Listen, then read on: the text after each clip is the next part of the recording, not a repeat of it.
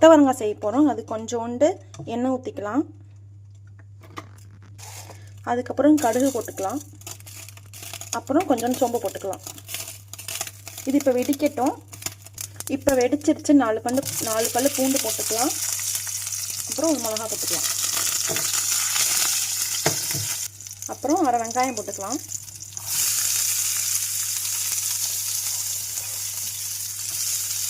இப்போ வெங்காயம் வதங்கிடுச்சு.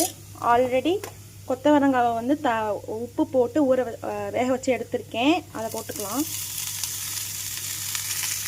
இப்போ கொஞ்சோண்டு பெருங்காயமும் மஞ்சத்தூளும் போட்டுக்கலாம்.